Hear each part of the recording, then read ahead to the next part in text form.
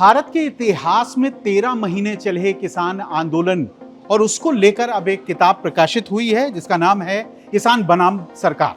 और इस किताब के लेखक प्रभाकर मिश्रा जी हमारे साथ जुड़ गए हैं। प्रभाकर मिश्रा जी पेशे से पत्रकार हैं, न्यूज़ 24 चैनल में काम कर रहे हैं और इससे पहले एक रुका हुआ फैसला यानी कि अयोध्या मंदिर मस्जिद जो विवाद था उस पर इन्होंने किताब लिखी थी।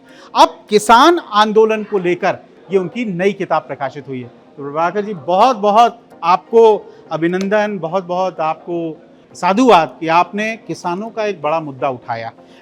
थोड़ा सा हल्का सा मैं चाहूँगा इंट्रोडक्शन में कि किस तरह का किताब में आपने विषय उठाया है, किसान बनाम सरकार। ये तो इस तरह लग रहा है कि किसान और सरकार के बीच की जो जंग है उसको आपने इस किताब में डाला हुआ है। विप्लव, किसान बनाम सरकार ये जिसमें स्थिति हमेशा से रही है, आज़ादी के पहले से और आज़ादी के बाद तक। करेक्ट। और बनाम आप जानते हैं कि यहाँ पर इस मामले में हमेशा वादी होता है किसान और सरकार से कुछ कहना चाहता है, सरकार को एक्यूज बनाता है। जनता की अदालत में जाए तो या कोर्ट की अदालत में जाए तो, कोर्ट में जाए तो हमेशा किसान वादी होता है। और जो वादी होता है, आप कानूनी रिपोर्टर हैं, आपको पता है कि जो वादी होता है हमेशा बनाम से पहले उसका नाम आता है। इसलिए इस किताब का नाम किसान बनाम सरकार। पहली बात। दूसरी बात कि ये दरअसल इतना लंबा आंदोलन, ऐसा नहीं इसके पहले भी बहुत आंदोलन चले हैं, लेकिन ये आज के समय में इतना लंबा आंदोलन जहाँ पर कोई महात्मा गांधी नहीं है, जहाँ पर कोई जयप्रकाश नारायण नहीं है, वहाँ पर अलग अलग जाति, अलग अलग धर्म, अलग अलग संप्रदाय, वो भी आज का समाज तो और बहुत ज्यादा होशाइल हुआ है। तो ऐसे में एक इतना समय तक किसी ने नहीं सोचा होगा, जब ये आंदोलन शुरुआत हुई थी ना, उस समय भी किसी ने नहीं सोचा होगा कि ये आंदोलन इतना चलेगा। खुद किसान नेताओं को भी भरोसा नहीं था और आंदोलन चलता गया। तो वो कौन सी स्थितियां थी जो आंदोलन को इतना खींचती गई? वो कौन से कारक थे जो सरकार और किसानों को आमने सामने ला रहे थे, तो ले रहे थे, लेकिन साथ बैठने से भी रोक रहे थे? या बैठते तो सरकार और किसान बैठते तो साथ में थे, कोई नतीजा नहीं निकल रहा था। तो ये बातें तो थी ही थी। और एक बात और आपने देखा कि देश के इतिहास में शायद पहली बार तो नहीं हुआ, हमने किताब में इसको भी जिक्र किया कि इन किसानों को अलग अलग नाम देने की कोशिश की गई। शुरू में तो ऐसा लगा कि किसान इन आंदोलन को भी नकारने की, पहले तो आंदोलन को नकारने की कोशिश हुई, बाद में किसानों को नकारने की कोशिश हुई। और ये भी एक विडंबना है कि देश की राजधानी के चारों सीमाओं पर चारों तरफ किसान बैठे हों और दिल्ली में बैठे हुए, देश की बाकी बातों छोड़ दीजिए, दिल्ली में बैठे हुए बहुत लोगों को पता नहीं था कि दरअसल ये आंदोलन था ही क्यों। ठीक है, मैं अपने दर्शकों को बता दूं, आप प्रभाकर मिश्रा जी की ये जिस किताब के बारे में जिक्र हो रहा है वो केवल इसलिए उन्होंने किताब नहीं लिखी है कि वो एक पत्रकार है। उन्होंने इसलिए लिखी है कि उस 13 महीने के आंदोलन को उन्होंने जिया है, किसानों के साथ बैठे हैं। राकेश टिकैत जो अगुआ थे उसके किसान आंदोलन के, उनके साथ उनके सैकड़ों की संख्या में इंटरव्यू हुए और उन्होंने सरकार के लेवल पर और किसानों के लेवल पर तमाम तरह की रिपोर्टिंग करी। मुझे ये बताइए कि आज ये जो पाठक है उसको इस किताब से जानने को क्या मिलेगा? आपने एक तो बताया कि ये आंदोलन क्यों शुरू हुआ, किस लिए शुरू हुआ, उसके पीछे की क्या क्या साजिशें थी, जो किसानों के लिए बातें कही जा रही थी वो कितना सच था, जैसे उन्हें खालिस्तानी बताना, आपने जैसा बताया था कि पिज्जा बर्गर वो लोग खा रहे हैं, करेक्ट है ना? तो इस तरह की जो भ्रांतियां सोशल मीडिया में फैली थी, आपका दावा ये है कि अगर ये किताब पढ़ेंगे तो उन शायद भ्रांतियों को दूर कर पाएंगे। विप्लव, इसी के लिए किताब कि किसान, मैंने कहा लिखा, इसमें लिखा 2.5 राज्य का किसान आंदोलन कहा जाता था। क्या सही 2.5 राज्य का था? या जो किसान दावा करते हैं कि नहीं इसमें कोई खालिस्तानी नहीं था, क्या सचमुच केवल किसान थे क्या? तो इस आंदोलन के बारे में ये दोनों तरफ के दावे अलग हैं। जैसे सरकार की तरफ से कहा जा रहा था कि एक ऐसा आंदोलन, एक ऐसा कानून आया है, ये जो कानून है वो किसानों की दशा दिशा को बदल देंगे, किसानों की आमदनी दोगुनी हो जाएगी, ब्ला ब्ला ब्ला। और किसानों को लगता था कि खत्म, सब चीज खत्म हो जाएगा। सच्चाई क्या थी? सच्चाई क्या है? आज भी विप्लव बहुत लोगों को नहीं पता है दरअसल वो कानून क्या थे।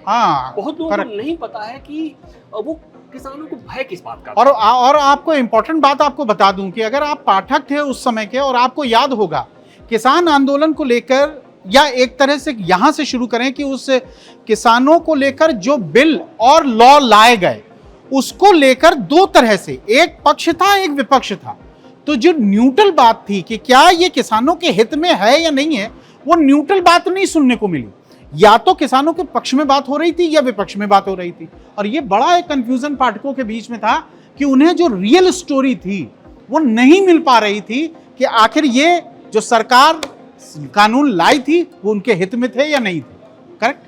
हाँ, और इसीलिए अच्छा एक और चीज था कि हम्म। उस समय का जो डिस्कोर्स था, मीडिया हाँ। में जो डिस्कोर्स था, हाँ। वो इस बात पर ज्यादा ध्यान था कि जो आंदोलन में बैठे हुए वो कौन है, हाँ। किसान है या नहीं है। हाँ। कोई इस पर बात नहीं करता था कि वो कानून क्या है, किसान उस पर कौन से कानून के कौन से ऐसे प्रावधान हैं जो किसानों के लिए, खेती के लिए खतरनाक है। करेक्ट। तो उसे समझने समझाने की पहले एक तो कोशिश है। ठीक। दूसरा एक कि देखो, आंदोलन जब भी कोई होता है ना, तो उस आंदोलन का कुछ समाजशास्त्र होता है, एक राजनीति शास्त्र भी होता है और समाजशास्त्र। तो इस आंदोलन का राजनीति शास्त्र, समाजशास्त्र समझने और समझाने की कोशिश की गई है। इस आंदोलन के दौरान बहुत सारी ऐसी घटनाएं घटी, विप्लव, जो आपको लगा कि आपका पड़ोसी ही आपके सामने, दो पड़ोसी आमने सामने खड़े थे, एक वो जो सरकार के साथ थे और दूसरा जो किसानों के साथ थे। Correct. इस तरह की स्थिति थी कि पूरा समाज बटा हुआ, पूरा पूरा देश बटा समाज हुआ। और देश तो उसे बटा। समझने समझाने की कोशिश। एक और बात है, ठीक। एक बहुत और बात है कि आज से 40 साल पहले, आज तो जो लोग हैं तो हैं, मैंने बहुत कहा कि आज भी लोगों को नहीं पता है, लेकिन 40 साल बाद एक आने वाली पीढ़ी जब सुनेगी कि ऐसा भी हुआ था 2020-21 में कि इतने दिन तक आंदोलन चला, मुद्दे क्या थे, आपको वो एक डॉक्यूमेंटेड, एक दस्तावेज चाहिए था, जो नहीं है, बहुत जगह नहीं है। उसकी वजह क्या है कि जैसे मैंने कहा कि या तो कुछ लोग एकदम प्रो हैं या कुछ लोग एकदम अगेंस्ट है, आपको कहीं बैलेंस व्यू नहीं मिलता है। तो हमने समझने की कोशिश की। दूसरी एक और बात, आपने कहा राकेश टिकैत और गाजीपुर बॉर्डर, ये आंदोलन किसी एक नेता का नहीं था। तो इसमें कौन कौन नेता थे? आंदोलन की शुरुआत राकेश टिकैत ने नहीं करी, आंदोलन पंजाब से चल के आया, लेकिन पंजाब से चल के आया और वैसी कौन सी स्थितियां थी कि वो आंदोलन गाजीपुर शिफ्ट कर गया और उसका आंदोलन के नायक राकेश टिकैत उभर के गए। तो इस नायकों के उभरते गिरते, ये सभी चीजों को समझने। ठीक है प्रभाकर, चूंकि आप बेसिकली कानून रिपोर्टिंग करते हैं, सुप्रीम कोर्ट कवर करते हैं, मैं थोड़ा सा उस पॉइंट पे अब आपको लेके आना चाहूंगा। सुप्रीम कोर्ट का किस तरह का रोल आपने देखा, मैं आपको थोड़ा सा चाहूंगा, क्योंकि उस समय जब मुझे याद है सुप्रीम कोर्ट ने केंद्र सरकार को बोला कि या तो आप इन कानूनों पर रोक लगा दें या हम लगाएंगे। मतलब जब सुप्रीम कोर्ट का इस तरह का रुख देखा और कहीं ना कहीं सरकार को फिर झुकना पड़ा, आपको क्या लगता है, एक 13 महीना का एक लंबा पीरियड हुआ और सुप्रीम कोर्ट को शायद जिस समय आ जाना चाहिए था उस समय सामने नहीं आई, क्या आपका ओपिनियन है इसको लेकर? देखो, अदालतें हमेशा कानून पर ही नहीं चलती, वो खासकर ऊपरी अदालतें, और कम से कम किसान आंदोलन में तो नहीं चली।